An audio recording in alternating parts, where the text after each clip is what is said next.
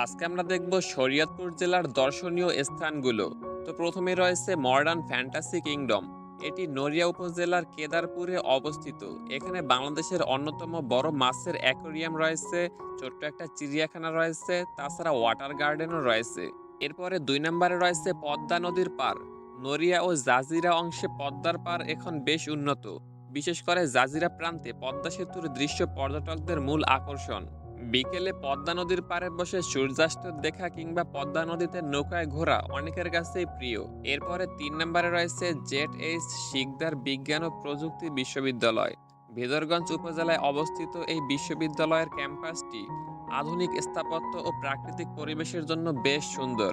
যেমনটা দেখতেই পাচ্ছেন, ক্যাম্পাসটির স্থাপত্য কিন্তু খুবই মনোমুগ্ধকর। এরপরে রয়েছে বৃহত্তম শিবলিঙ্গ। নড়িয়া উপজেলার ভোজেশ্বর ইউনিয়নে অবস্থিত এই কষ্টি পাথরের শিবলিঙ্গটি উপমহাদেশের অন্যতম বৃহৎ বলে পরিচিত। ধারণা করা হয় উপমহাদেশের এটি নাকি সবচাইতে বড় শিবলিঙ্গ। হিন্দুদের কাছে এই শিবলিঙ্গের জনপ্রিয়তা দিন দিন বেড়েই চলেছে। 5 নম্বরে রয়েছে বিনোদন ও প্রাকৃতিক সৌন্দর্য শরীয়তপুর পার্ক। পরিবার পরিজন নিয়ে সময় কাটানোর জন্য জেলা শহরের মধ্যে এটি একটি দারুণ জায়গা। 6 নম্বরে রয়েছে হাটুরিয়া জমিদার বাড়ি। এটি গোসাইরহাট উপজেলায় অবস্থিত। এটি একটি চমৎকার প্রাচীন স্থাপনা। এরপরে 7 নম্বরে রয়েছে ধানুকার মনসা বাড়ি।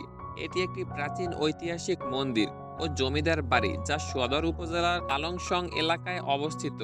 এরপরে 8 নম্বরে রয়েছে সুরেশ্বর দরবার শরীফ।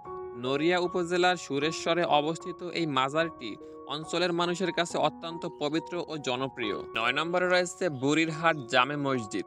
এটি একটি দৃষ্টিনন্দন ও ঐতিহ্যবাহী জামে মসজিদ। এইখানে নামাজ পড়ার জন্য প্রতিদিন অসংখ্য মুসল্লি ভিড় জমায়। এরপরে রয়েছে রামসাধুর আশ্রম। নড়িয়া উপজেলার ডিঙ্গামানিক ইউনিয়নে অবস্থিত এই আশ্রম শত বছর পুরনো। এই আশ্রমে প্রতি বছরে মেলা বসে। এরপরে 11 নম্বরে রয়েছে কার্তিকপুর জমিদার বাড়ি। নড়িয়া উপজেলার একটি ঐতিহ্যবাহী পুরনো বাড়ি যা চৌধুরী বাড়ি নামেও পরিচিত। এরপরে 12 নম্বরে রয়েছে ফতেহজংপুর দুর্গ। নড়িয়া উপজেলায় অবস্থিত এই প্রাচীন দুর্গের ধ্বংসাবশেষ ইতিহাসের সাক্ষ্য বহন করে। এর স্থাপত্যশৈলী পর্যটকদের বেশ আকর্ষণ করে। শরীয়তপুর ভ্রমণের সেরা সময় হলো শীতকাল। আপনি যদি ঢাকা থেকে যান তবে নৌপথে লঞ্চে শরীয়তপুর বা নড়িয়া ঘাট অথবা মাওয়া হয় সড়কপথে সরাসরি বাস বা ব্যক্তিগত গাড়িতে যাতায়াত করতে পারেন। ভিডিওতে বলা জায়গা যদি আপনার খুঁজে পেতে অসুবিধা হয় তাহলে আপনি জায়গার নাম লিখে গুগল ম্যাপে সার্চ করলেই পেয়ে যাবেন। শরীয়তপুর জেলার দর্শনীয় যদি কোনো স্থান বাদ পড়ে থাকে তাহলে অবশ্যই এই ভিডিওর কমেন্ট বক্সে জানিয়ে যাবেন।